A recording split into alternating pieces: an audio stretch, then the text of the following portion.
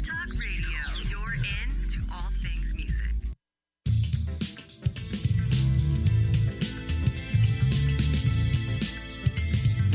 May the best brand win with Scott Robertson's Music Biz Marketing Strategies. Now, here's your host, Scott Robertson.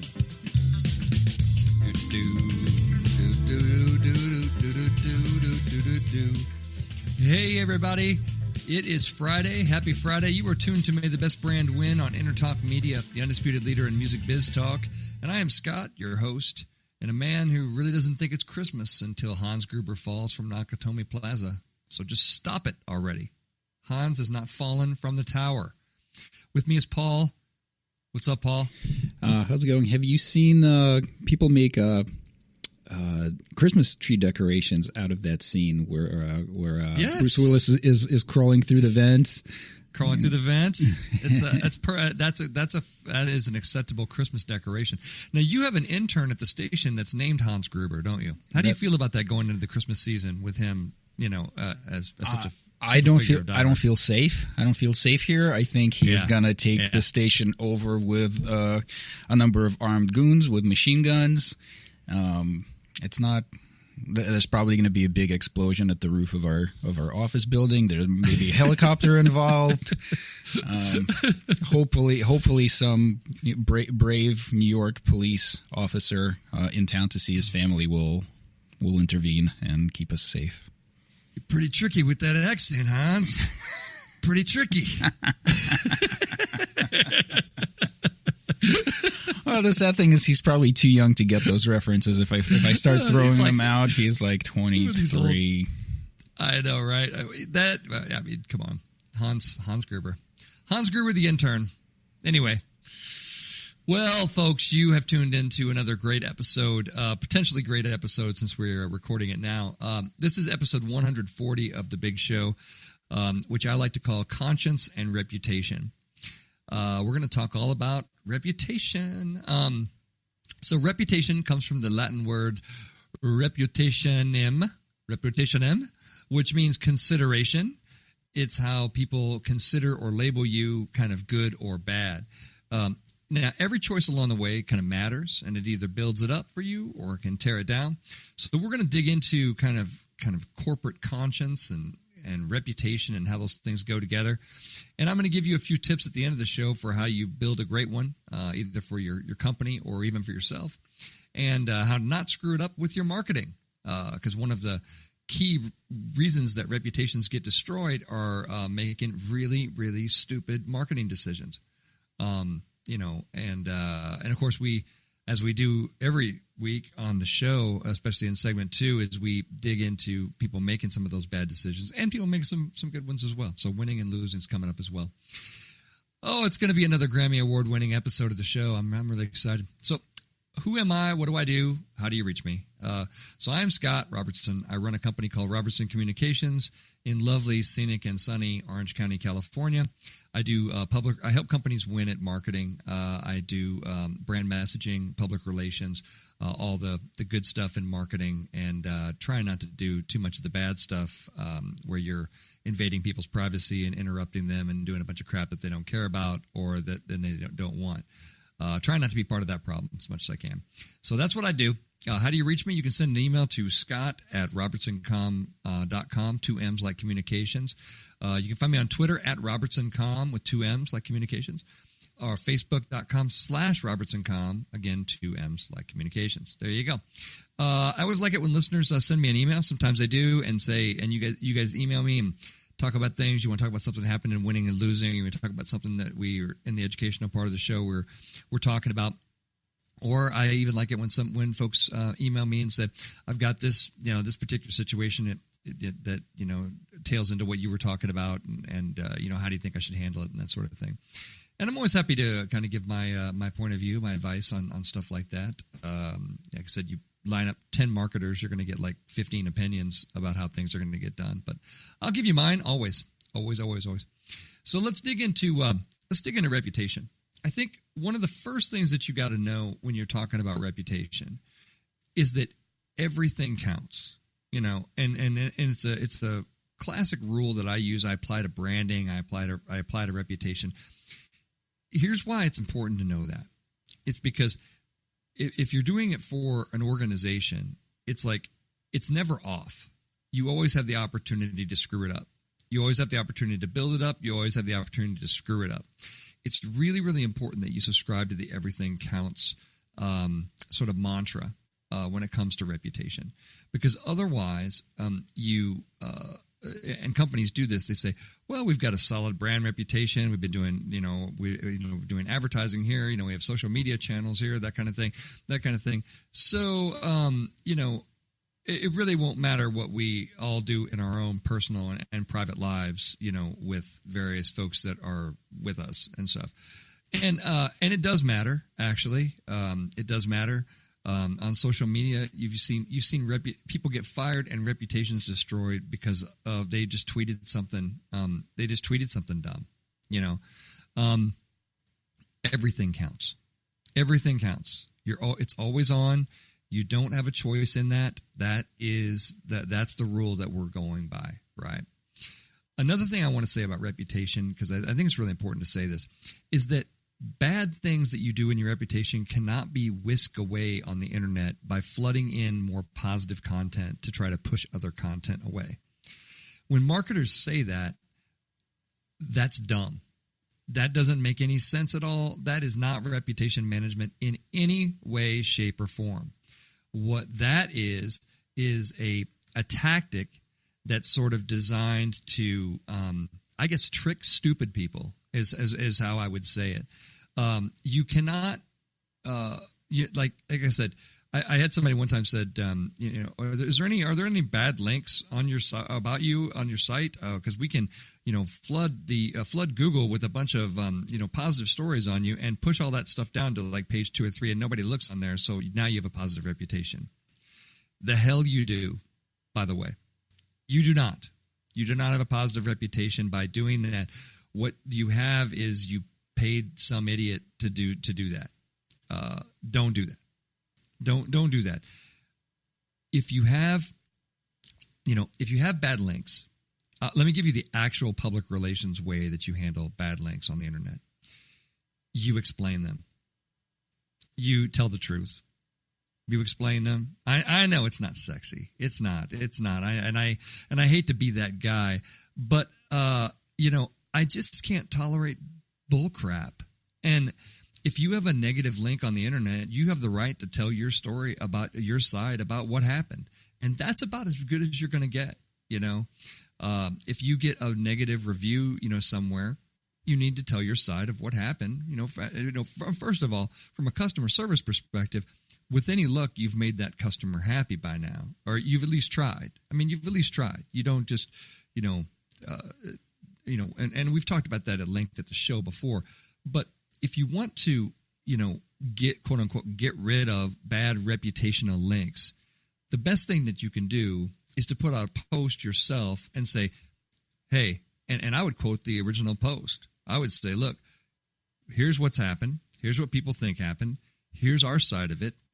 And you're free to make up your mind however you choose, and that's it right there. That's it. Don't let anybody ever talk you into the idea of they can make something go away or they can push something down. That is just bull crap. There's no other word for it than that. And if you're out there and you're practicing in that way, stop it. Really, seriously, stop it. That's awful. It's just awful. When public relations talks about reputation management, it is usually an executive management function.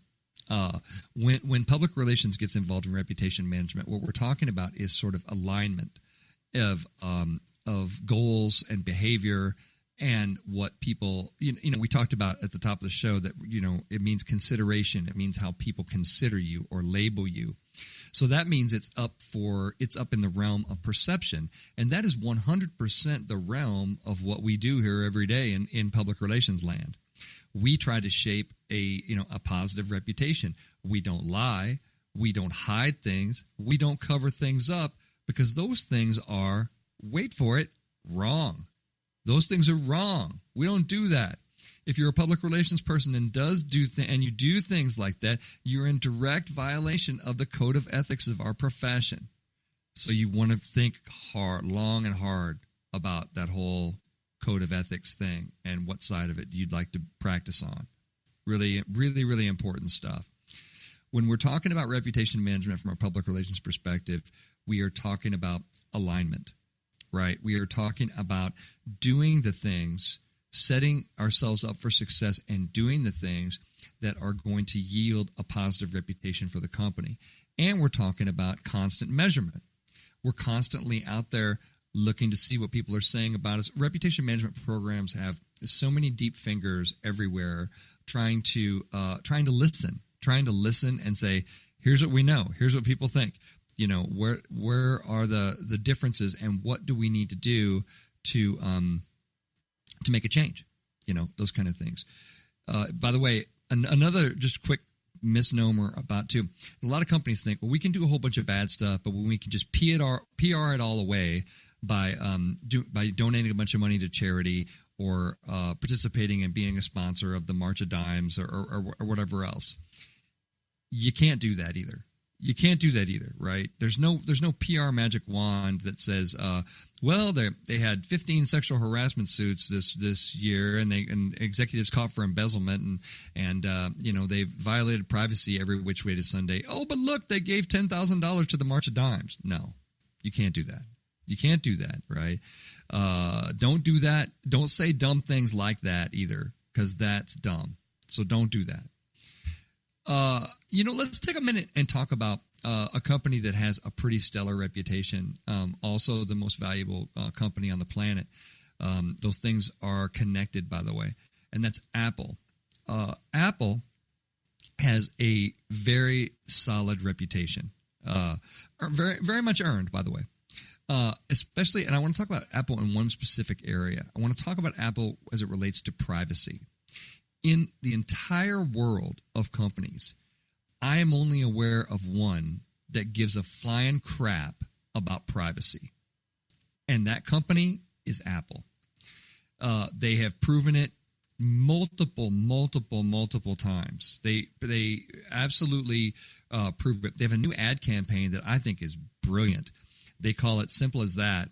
And it's a new ad that it basically talks about privacy on the iPhone. They have copy that goes like this. Right now, there is more private information on your phone than in your home. Think about it. You know, and then they talk about the various types of private information like location and health data and, you know, and video and all these kind of things that are on your phone. And Apple says, look, we didn't even let the FBI into somebody's phone when they were chasing a criminal. Right? That's how committed to privacy they are. They will defy law enforcement to go after privacy. And you could debate whether that's right, wrong, or indifferent. But the bottom line is, folks, is that Apple consistently, at every turn when they've been approached on privacy, they have behaved into their brand. They have behaved exactly the way that you would expect somebody that cares about privacy to behave. And as a result of that, they have the highest trust rating when it comes to consumers for privacy, right? They created a completely different kind of credit card, you know, that has privacy protection built into it. So they're, you know, going into other industries, kind of doing that. This phrase, kind of living into your brand, is going to be really important to you as you look at reputation. Whatever your values are that you state, you know, it's very important that you live them. It's very important that Tim Cook is out there. Yeah, I mean, he feels that way, but it's very important that he acts that way as well about privacy. Really important. Like for example, and we make these choices all the time. You know, I run a business. I was contacted a few years ago by some companies that offer me a great deal of money to promote vaping products, and those kind of things. And I said, and at that time I said, well, it's interesting. It is a whole big, handsome suitcase of money, and you know, it would be nice to have that money. You know, I'm not gonna lie to you. I'm a capitalist, but you know, I am, and I said this. I said I'm against vaping. I think it is bad. I think it is wrong. I think that it is not studied well, and I think it's going to harm and potentially kill a good number of people. So that sort of ended the new business meeting, right, about that, right, when I said that. And I said, and I don't care if you don't like that opinion or not, because I'm the CEO, and we go my way, and there's no highway option, you know. And there's a lot of, you know, it feels good to do that. I said that once in a conference room in Los Angeles. I will never forget this. We were going to take on a client in the sort of adult entertainment space. We were a consumer tech industry, and they had some kind of consumer tech in the adult entertainment industry. And I said, look, you know, we have to decide what kind of, you know, what the values are of this company, you know, before we make a decision like that, because it takes you down a road, right? Right, wrong, or indifferent, it takes you down a road.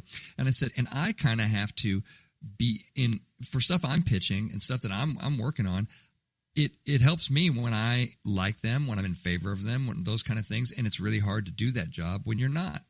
And the owner of the agency said, you don't have to like what you're pitching. You know, you're paid to pitch. You know, you don't have to like it at all.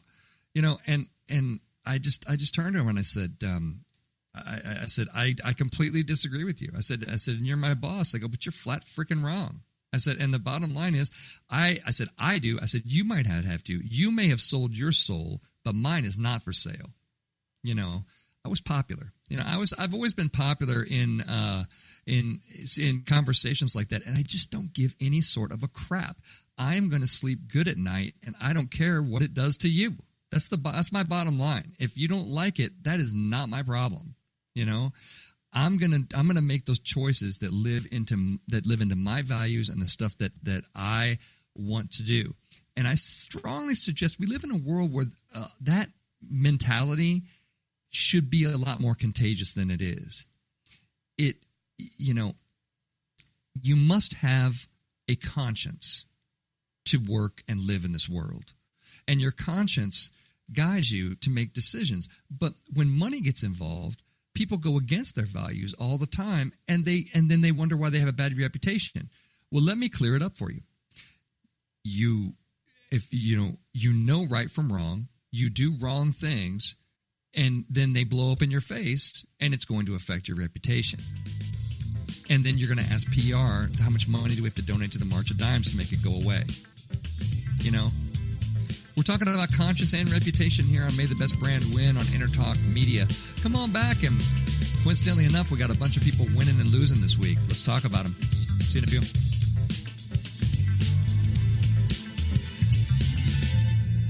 Are you serious about your music? Are you ready to run with the big dogs? The experts at Pitbull Audio have the gear to get you into the game. From leading manufacturers like Mesa Boogie, Fender, Pioneer, and American Audio. To sound your best, you need the best. Pitbull Audio can deliver in rehearsal, on stage, and into the big time. Dropping beats, shredding guitar, or making the crowd roar. Whatever you dream, Pitbull Audio can help make it happen. We are Pitbull Audio. We want you to play it loud. PitbullAudio.com. This is Jackie Bertoni from Jackie's Groove.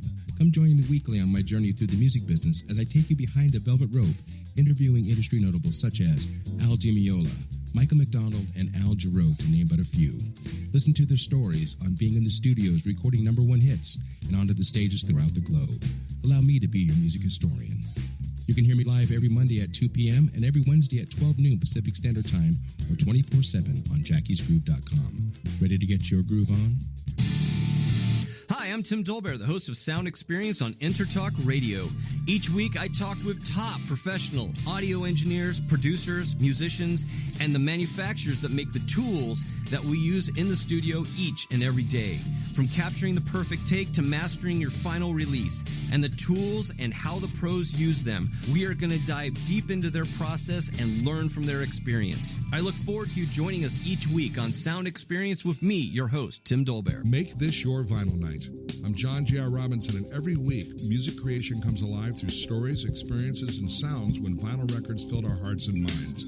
My friends and I share our tips and techniques used in creation of iconic tracks for recording artists such as Michael Jackson, Eric Clapton, Quincy Jones, and Steve Winwood, to name a few. Vinyl has emerged hot, and the soul of vinyl defines art and passion which burns deepest at night. Tune in every Wednesday at 2 p.m. Pacific Standard Time on EntertalkRadio.com.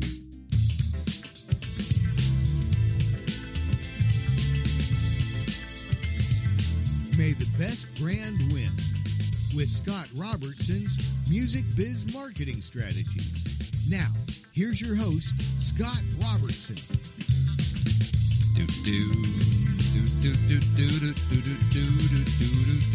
Hey, everybody. Happy Friday. You are tuned to May the Best Brand Win on Entertalk Media, the undisputed leader in music biz talk. I'm still Scott, your host. Today we're talking about conscience and reputation. Talking about my reputation. What's up, Paul?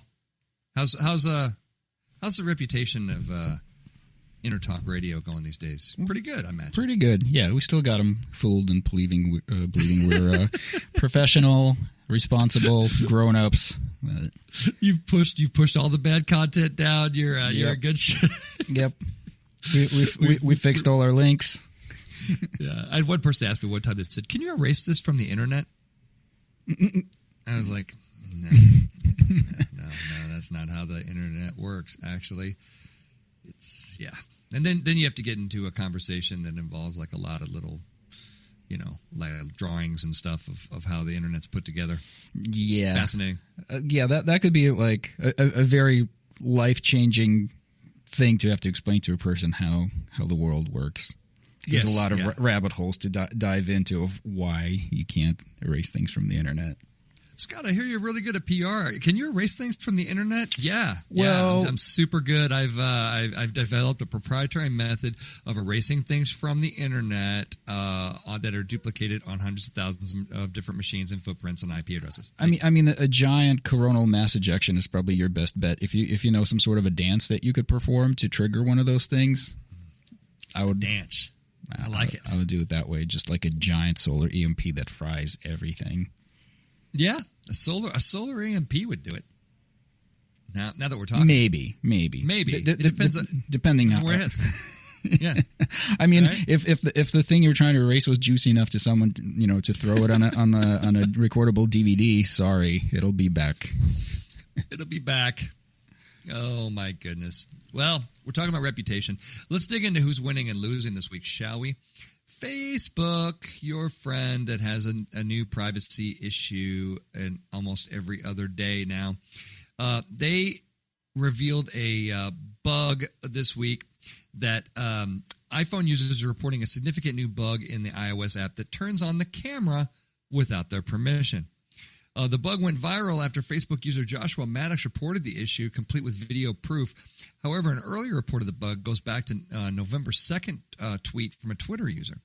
The bug appears to activate the camera after the user opens a photo or video in full screen within the Facebook app. Upon closing the media or swiping it, the Facebook app notably shifts to the right of the screen. Clearly open behind the app is the back-facing iPhone camera. You can read all about this one on Mashable and a bunch of other places this week. Oh, Facebook. I actually came across this one. Did you? The other day, and my first thought was like, sure, bug. Yeah. Bug. Yes, bug. We wouldn't, it would be wrong to turn on the camera, record a bunch of stuff, feed it into a server, and then serve you up ads based on what you said and what we saw you do. That would be bad. That would be wrong. Yeah. I'm pretty sure. I think the bug was that you were not supposed to see the camera on your screen. It was a bug. It was supposed to run silently. You're not supposed to see it. You're not supposed to see that we turned on the camera for you or whatever. There's so much anecdotal evidence, by the way, that Facebook is listening to you, that people have started creating fake conversations amongst themselves and their friends, just to staging see. conversations just to see what ads come I've read that. Where yeah.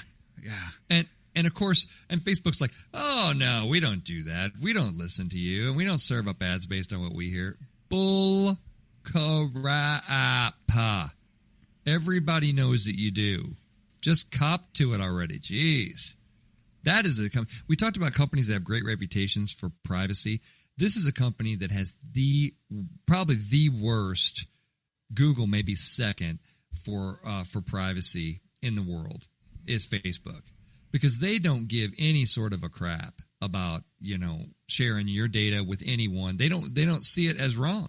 Zuckerberg does not see that as wrong. I'm providing software. I'm providing a service, and if you put in your data, then that's on you, and screw you. That is like, that you don't even have to suffer through his Washington testimony. That's what he said, was the fact that we produce an app. It's free. You don't have to do it. You did it. We get your data. Kiss my butt. Who's paying for parking? That's what he said. So anyway, that's what's going on with Facebook. Losing, all kinds of losing. And yet people will still, it won't drive people away from the platform. They'll still be in there. Let's see. The Marlboro Man, the original Marlboro Man from the Marlboro cigarette ad campaign, just died at 90 years old. Robert Bob Norris, the original Marlboro Man, the ruggedly handsome cowboy who rose to fame as the Marlboro Man, died at 90 years old. He passed away in his Colorado Springs, Colorado home. He was surrounded by his family, that kind of thing. He never smoked a day in his life, actually, which is probably why he lived to be 90, ironically. He did, have the cigarette in his mouth or his hand for, around 14 years, that kind of thing. He eventually abandoned the campaign when he had kids, claiming that his role in the commercials was setting a poor example for his children. If you've ever seen the movie Thank You for Smoking, a lot of this conversation is, portrayed in the movie with the guy that is like supposed to be the Marlboro Man, and it's played by that one rugged guy. The guy was in Blade. I forgot his name. That guy. And anyway, it was interesting thing. Obviously, cigarette companies are losing because of all the reinforcement of the negative messaging. But the Marlboro Man is a iconic advertising image, and the man has passed away. What a shame. Who's losing are milk. The milk industry is losing a bit. America's number one milk company has declared bankruptcy amid a drop in demand. So Dean Foods, the biggest milk processor, filed for bankruptcy Tuesday amid a steep decades-long drop-off in U.S. milk consumption blamed on soda, juices, and more recently, non-dairy substitutes. The Dallas company said it may sell itself to the Dairy Farmers of America, which is a marketing cooperative owned by thousands of farmers. Dairy Farmers of America also produce what advertising campaign that you guys can all name? Got what? Milk, thank you. So, interesting. Continuing declines in consumer milk consumption, which is what the Got Milk campaign was supposed to go after. Since 1975, the amount of milk consumed per capita has tumbled more than 40%. A slide attributed to the number of reasons, but mostly the rise of other choices. Like almonds, soy milk, stuff like that, teas, sodas, juices. Interesting. I love milk. Fat-free milk, one of my favorite beverages. Love it, love it, love it. Probably drink too much of it. I'm probably keeping the dairy industry flowing. If I stopped, it probably, I don't know. But I've always liked it, and it's a, how are you eating a bowl of cereal? I'm not doing it with soy milk or almond milk. Let me just share that with you. That's not happening. So, anyway, the milk industry losing. Google, we talked about them as being awful in a lot of ways, but Google is going to offer checking accounts in 2020 in a project that's nicknamed Cash. Basically, Citigroup and a credit union will handle the accounts and feature the most prominent Google branding, and there'll be integration between Google and the accounts, and there you go. So Google wants to be a bank. Apple wants to be a credit card. Of course, they're working with Goldman Sachs on the Apple MasterCard. I actually have one. It's a cool card, I got to say. But it's backed by Goldman Sachs, and even though you're like paying Apple and all those kind of things, I mean, it's not like Apple opened up a bank somewhere. I mean, they just have it. They're partnering with a big giant financial concern, working on that. So, I can't imagine this being any sort of good news for anybody because, Google wants to be a bank. if you know anything about Google, you probably know that you can't really trust them. You definitely can't trust them with your data. They're going to get sued hardball when the California Consumer Privacy Act goes into effect on January 1st, 2020. You're going to see them get sued hard in California, big time, by the state government, probably class action suits. I mean, it's all there's a storm coming, believe me. As we talked about a lot of times on this program. But now with Google wanting to be a bank, I can't imagine any circumstances in my life where I would trust Google with any sort of my banking information. That doesn't sound like that's going to happen. Maybe we're different in that way. But anywho, I'm going to put Google in. I'm just going to put them in losing for trying to expand into areas they don't need to be in. Now this next one. Something in Indiana happened this week that was just kind of a weird one. It's not really about marketing, but it is sort of about reputation, as we're talking about. So 3 Indiana judges were suspended after a brawl outside of a White Castle. For you Californians, that's a lovely, delicious, open 24 hours a day hamburger joint in the Midwest where they serve these little kind of handheld square burgers. It's a unique taste that left 2 of the people wounded. So basically, these Indiana judges got into a fight. So a gaggle of judges were drinking the night before a judicial conference. They were going to visit a strip club called the Red Garter, and then it ended in a brawl in the parking lot of an Indianapolis White Castle. It took place after 3 a.m., where all of your best altercations are going to take place. That's when one of the judges raised a middle finger at 2 men yelling from a passing SUV, and ended after one of the men shot 2 of the judges. So at 3 a.m., you're flipping people off. You're drunk. You're flipping people off. You're an adult. You're not a child. You're a judge, for God's sake. And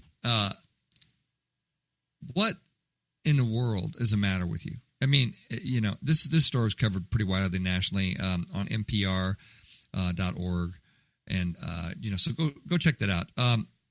Let's see. When Judge Bell extended her middle finger to a passing vehicle, neither Judge Adams nor Judge Jacobs discouraged the provocation and removed themselves from the situation. The 3 ended up at White Castle after trying to go to a strip club at 3 a.m. and finding it closed. Well, there you have it. And a 4th judge went to the White Castle while Bell, Adams, and Jacobs stood outside. 2 men in the passing vehicle parked their car after the gesture. They traded some insults. There was a physical altercation among the 4 men. Adams and Vasquez allegedly hitting and kicking each other, and they're wrestling and fighting inside a White Castle. And then one of them pulls a gun and shot the other one in the stomach and shot 2 of the judges twice in the chest. Seriously wounded, requiring emergency surgery. What? Now, some of you are musicians out there, right? We see a different side of the world after 2-3 o'clock in the morning, right? And clearly in Indianapolis, that's happening here. This is all kinds of losing, right? And how do you recover if you're a judge and you get caught, and you end up flipping somebody off in a White Castle? They come in, you end up fighting with them, they end up shooting you and your compatriots. My goodness, that's all kinds of losing kind of rolled up into one, isn't it? Isn't it? But as it relates to our discussion on reputation, everything counts. You can't be a judge 5 days a week and then go to Indiana, try to get drunk, try to go to a strip club in a White Castle, and then still say, and I'm still a judge. You can't do that. There you have it. Losing, losing, losing. Here's an interesting one, kind of winning. Wikipedia's co-founder is going to take on Facebook with an ad-free social network that is coming. It's called WT Social. It has no financial association with Wikipedia, but it operates kind of a similar business model as Wikipedia. It's going to do like donations, not advertising. Interesting, right? It went live last month. It's got 50,000 users. It's basically they allow some editors in there already, or you can pay $13 a month or $100 a year to get your access right away. So Wales, for the Wikipedia co-founder, said, the business model of social media companies of pure advertising is problematic. It turns out the huge winner is low-quality content. Man, very, very true. Very, very true. This will be interesting to watch because now you have a competing business model of donations and a paid service, and you get to test that thing that we talked about in the Facebook story, which is, will people pay money to get rid of advertising, completely on a platform, and will this WT social platform be able to thrive in an environment that sells people's data and does a whole bunch of unethical, creepy crap? Will they be able to do that? Should be really, really interesting. It features a simple feed comprised of news stories and comments below them. It's going to be kind of, I don't know, maybe it's not as exciting as Facebook.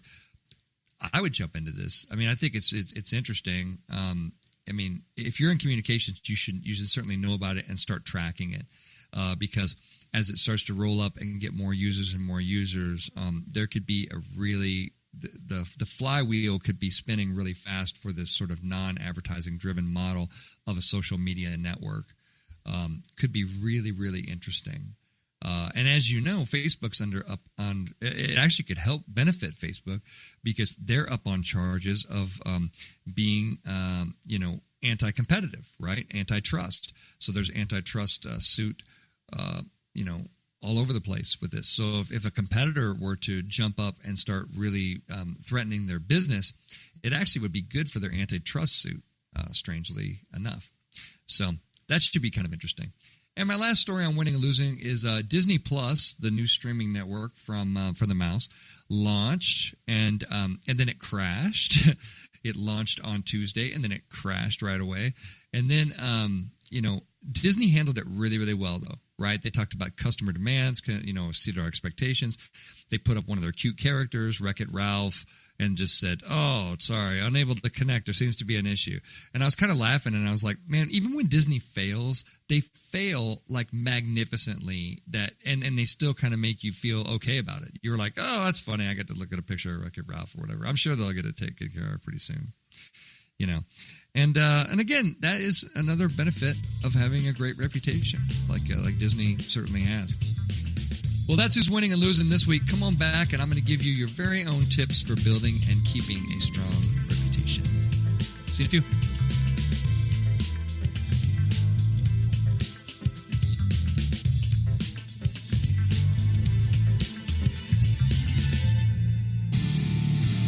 I'm Tim Dolbear, the host of Sound Experience on Entertalk Radio.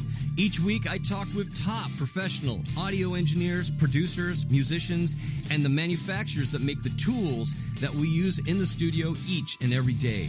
From capturing the perfect take to mastering your final release, and the tools and how the pros use them, we are going to dive deep into their process and learn from their experience. I look forward to you joining us each week on Sound Experience with me, your host, Tim Dolbear. Are you serious about your music? Are you ready to run with the big dogs? The experts at Pitbull Audio have the gear to get you into the game. From leading manufacturers like Mesa Boogie, Fender, Pioneer, and American Audio.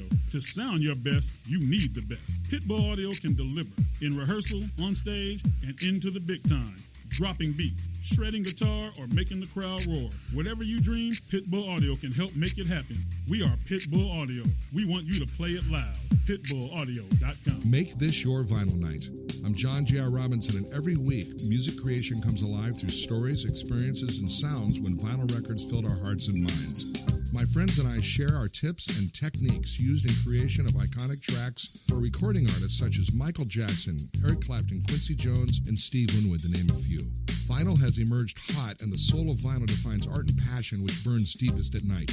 Tune in every Wednesday at 2 p.m. Pacific Standard Time on EntertalkRadio.com. This is Jackie Bertoni from Jackie's Groove.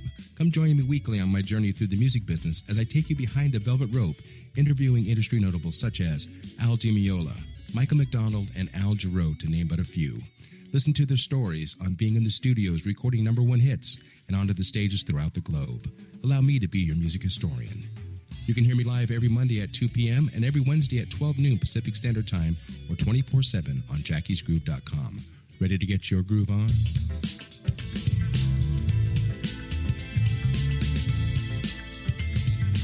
May the best brand win with Scott Robertson's Music Biz Marketing Strategies.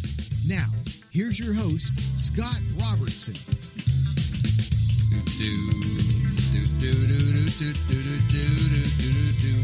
Hey everybody, it is Friday, and you are tuned to May the Best Brand Win on Entertalk Media, the undisputed leader in music biz talk. I am still Scott, your host, getting ready to go into segment 3, talking about winning and losing. Got Paul with us. Paul, what have you this week? What do you like? I'm curious to find out what it is that they're putting in the fast food. The Popeyes, the White Castle. People are just turning into animals out there. It's a commotion, isn't it? Yeah. It's a commotion at fast food. Oh man, that story, and you owe it to yourself if you're out there to read the entire story about the 3 judges and the bar brawl outside the White Castle at 3 a.m. You know, it's the way good happens after 12. The way I'm picturing it is like these 3 drunken judges like yelling at each other. I find you in contempt, sir. No, I find you in contempt, sir. And then they flip off a passing car at 3 a.m. and then get into a fight and end up getting shot out in the parking lot. It's like, yes, I could see it. And everybody's like, I could see it. I could see it. It's 3 a.m. What happens at 3 a.m.? Bad things. Yeah, you should be in bed, sleeping it off. Exactly. All sorts of bad things happen. Maybe there's some sort of a chemical thing where like that the steam grilled whatever White Castle meat, when it like mixes with Jack Daniels or something, it creates some sort of a compound that goes straight, like passes the maybe blood-brain barrier and just makes you go crazy. You know, I always said, you know, as a person growing up in the Midwest and playing music, White Castle's tagline should be, "Hey, it's late." Where else are you going to go? Denny's?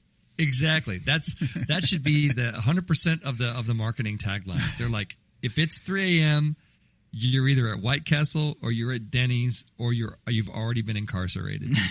to be quite honest, it's one of those 3 things has happened. Oh, they should just rebrand the Tank. Dude, every time I play over at Goodies in San Clemente, we get off at like we get finished about 1:30. I get in my car. I'm in my car about 2:15. I try to hit a McDonald's on a 24-hour McDonald's drive-through on my way back home, and every time I get there, there are 15 to 20 cars in the friggin' drive-through line. It's like it is the busiest time of day for. You know, or try hitting an In-N-Out at 1 a.m. Yeah, In-N-Out, 1 a.m. Same kind of thing. It's nuts. It's nuts. You know, it's like Soviet bread lines out there. And they can't order because they're slurring their speech. I mean, you know, cops want to stop DUIs. They should go into that line. They can go into that line and just start breathalyzing people. Because people, I'll take because you can hear them. They're super loud, like in the car. A couple of cars, yeah, man. You know, I'll take give me like the nuggets and a Big Mac. You're a McDonald's, sir. You know, I mean, you know, or give me a Big Mac animal style. Yeah, give me an animal style Big Mac. I mean, it's just it's insane. What can I tell you? It's a little slice of life. Let's dig into. So we're at segment 3 on the big show, and we are talking about some tips. I'm going to give you some tips for keeping a strong reputation. We'll be talking about conscience and reputation through the whole show. My first tip is, be very clear about who you are. And this works, by the way, for your reputation, your personal reputation, your reputation, or your company's reputation if you were the one in charge of managing it. And if you're doing, if you're in a senior PR position, really any PR position, you're definitely on the reputation team in a big way. And so, you can apply this to either yourself in the company and also the larger circle of, the reputation that you're kind of paid to manage. So tip number 1, be clear about who you are and make sure that you run things in that way. And that sounds really simple. But it isn't. People either they aren't clear about what they stand for, what their positions are, and then if they are clear about it, they kind of let the marketing department write it. They don't really believe it. They don't lean into it, and they run things in sort of a contrarian sort of way. That's always going to catch up with you. It's always going to catch up with you. Okay, so make those decisions. How do we feel about things? And as I've said before, just because there's an issue in the world of social justice and stuff does not mean that you and your company needs to have a position on it. If it's not directly related to what you do and how you improve people's lives and that, I would strongly recommend not having a position on it, right? Because, we always have that PR conversation that goes, upside versus downside, right?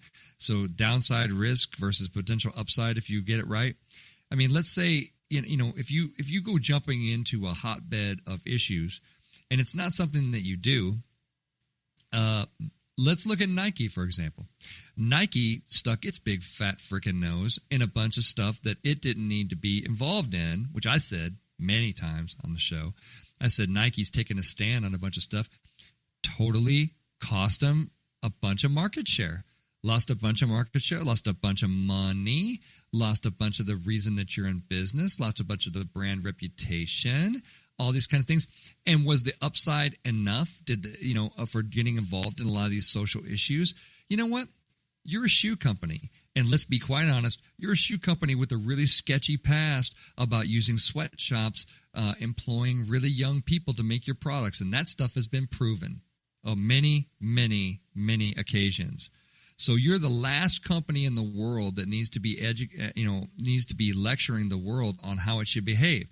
It's like, get your own house in order before you think you can lecture other people, which is what I said when they decided to use Colin Kaepernick for the kind of things. And they said, and they're applauded for this brave choice. I said, their brave choice is going to allow Under Armour and all their competitors to kick their butt up one side and down the next. There are places in this country where they won't use Nike for their sports uniforms. They won't kind of do things. And does that, if you're an athletic company, who gives a crap what you care about social justice? Honestly, how are you adding to that conversation? Those are the kinds of conversations you need to have. But I don't know. I disagree with just about every decision that Nike makes politically, and because I think that it's stupid. It doesn't strengthen the business, Telling all, thumbing your nose to all of your, to people that could potentially buy your product does not feel like a solid marketing strategy to me, And of course, they've lost market share because of it and that kind of things. Anyway, like I said, be clear. Number 2, always do what you say you will do. Okay. The minute you get caught sort of not doing what you say you're going to do, you're in sort of a reputational, you're having a problem reputation-wise when you start to do that. There are a lot of examples of that, right? Facebook. Well, when we talk about Facebook, Facebook's a great example. They, behave a certain way when it comes to privacy. Zuckerberg has spoken many times, and he says, I don't really believe people should have privacy because I'm spending a bunch of money to create an experience for them that's free, and you're welcome, that kind of thing.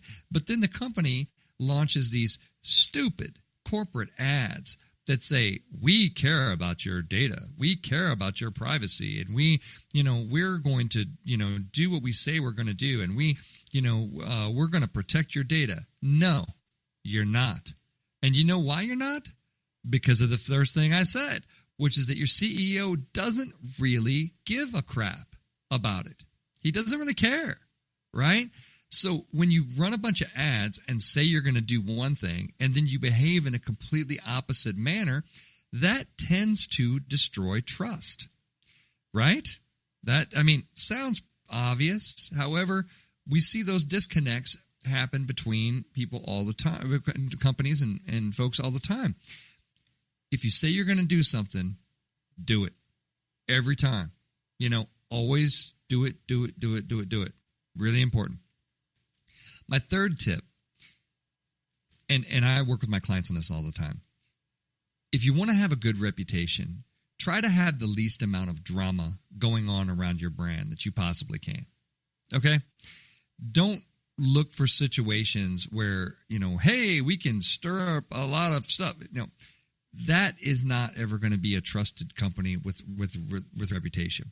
I've found that if you can make it sort of the least amount of drama around your brand as possible and the most amount of value for the customer at the same time, because the customer doesn't care about your drama. Save your drama for your mama. They care about themselves and what's going on in their world and their stuff.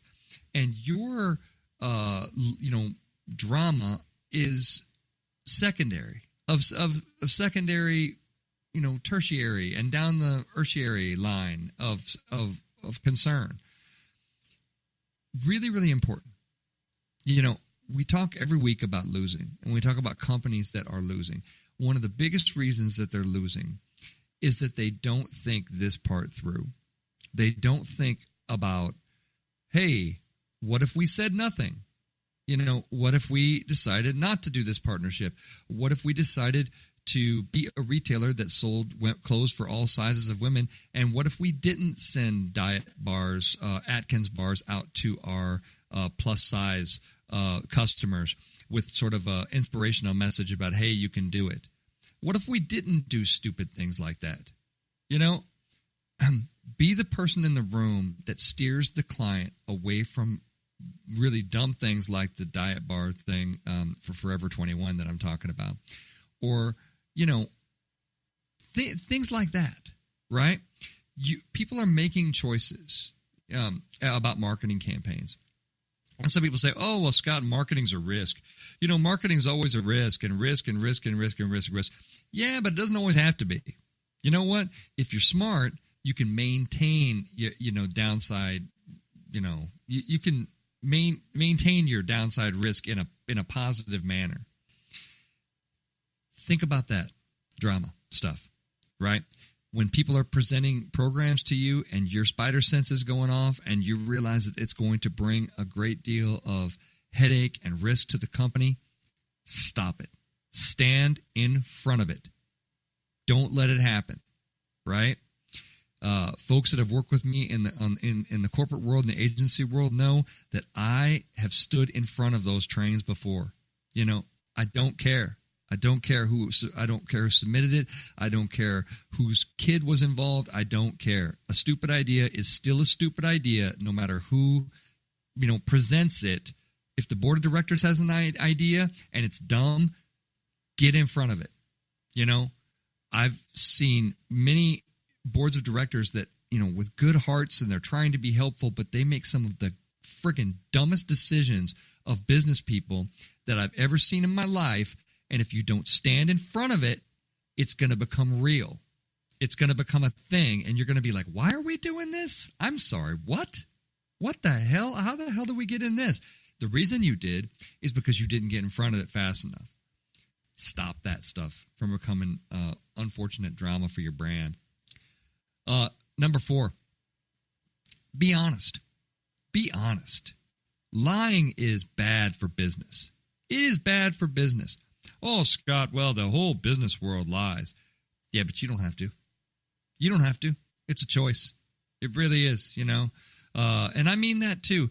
Don't exaggerate. Don't lie. Don't make it an industry standard that, all marketing has to be lying and bull crap. It really doesn't, It really, really doesn't. Being honest pays huge dividends. Huge dividends. It's just bad for business. We don't even have to get into the moral side of honesty and that kind of thing. The reason that you want to be honest about everything that you're doing for the company is much more pragmatic than you might think. When I say lying is bad for business, here's what I mean. You exaggerate something, you tell a lie, people are going to find out about it. They're going to find out. I sat in a public relations presentation one time, and a PR practitioner said, the first thing you want to do in a crisis is you want to go up to your website and you want to delete everything about that crisis from your website. I mean, I almost blew a blood vessel when I heard that. I said, I'm sorry, what the hell did you just say? That here's why you don't want to do that. Not that, Scott, Scott's a great, much more moral person. Forget that. People have taken dual screen screenshots of your website. They have a shot before and a shot after. The second that you delete everything off your website, which screenshot do you feel like starts making the rounds on social media? That's right. Yeah. That's how people get screwed on this kind of stuff. People take screenshots all the time because they're waiting for you to do that. They can't wait for you to try to delete something like that in a crisis. People will find out. Don't be a scumbag. It's really important. To that PR practitioner out there, stop practicing. You're an idiot. Don't tell people to delete things, off of their website. That is friggin' public relations malpractice. If I've ever heard it in my life, I could not disagree with that anymore. If something happens, it's a crisis in your business, the first thing you want to do is get the information and figure out what the hell's going on. You don't want to go deleting things. You don't want to, my goodness gracious, what a world. No, absolutely no. People will find out about it. They will bust you. You will have a much bigger problem on your hands when you are done dealing with all that garbage than you would have had if you just would have copped to it and been, and just been honest about it. Which brings me to tip number 5. When you make a mistake, and everybody does, accept the responsibility and apologize. Let's talk about Katie Hill for a second. Good Lord. Made a lot of mistakes, Congressman from California, yay. Did not accept the responsibility for her own choices, was completely up to her, did not apologize well, and she's finished, right? Brands do it too, by the way. Brands do it all the time. When you make a mistake, the best way to learn from that mistake is to accept the responsibility of the behavior that didn't work out. Accept the responsibility and say, yeah, that was on us. That was definitely on us. Here's our part in that. And then let's apologize. What have we learned, folks? We learned that reputation is all in the eye of the beholder. Very much so. So if you want to make sure that they're seeing the right things about you or your brand, do things the right way. There are no quick and easy fixes. There's no Earl Scheib paint job special that leads to a positive reputation in this world. That doesn't exist. If people say that doesn't exist, they're morons and don't know what they're talking about. Reputation is a series of choices, good ones that are going to keep you and your brand in a positive light. That's it for me, folks. We're going to see you next week. Bye-bye.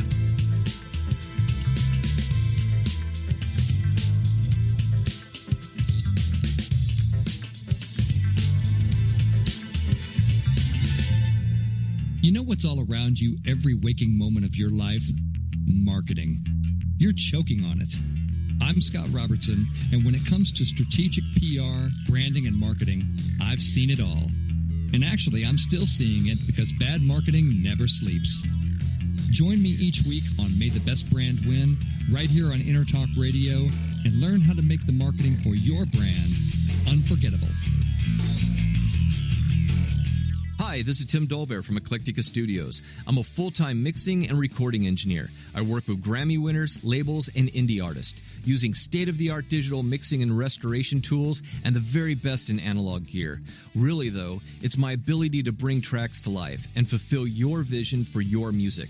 This has made me sought after by producers and artists worldwide. So spend your time working on music and not chasing a mix down a rabbit hole. Go to timdolbear.com and check out our free one-song mix offer. Are you serious about your music? Are you ready to run with the big dogs? The experts at Pitbull Audio have the gear to get you into the game. From leading manufacturers like Mesa Boogie, Fender, Pioneer, and American Audio. To sound your best, you need the best. Pitbull Audio can deliver in rehearsal, on stage, and into the big time. Dropping beats, shredding guitar, or making the crowd roar. Whatever you dream, Pitbull Audio can help make it happen. We are Pitbull Audio. We want you to play it loud. PitbullAudio.com. This is Jackie Bertoni from Jackie's Groove. Come join me weekly on my journey through the music business as I take you behind the velvet rope, interviewing industry notables such as Al Di Meola, Michael McDonald, and Al Jarreau, to name but a few. Listen to their stories on being in the studios recording number one hits and onto the stages throughout the globe. Allow me to be your music historian. You can hear me live every Monday at 2 p.m. and every Wednesday at 12 noon Pacific Standard Time or 24/7 on jackiesgroove.com. Ready to get your groove on?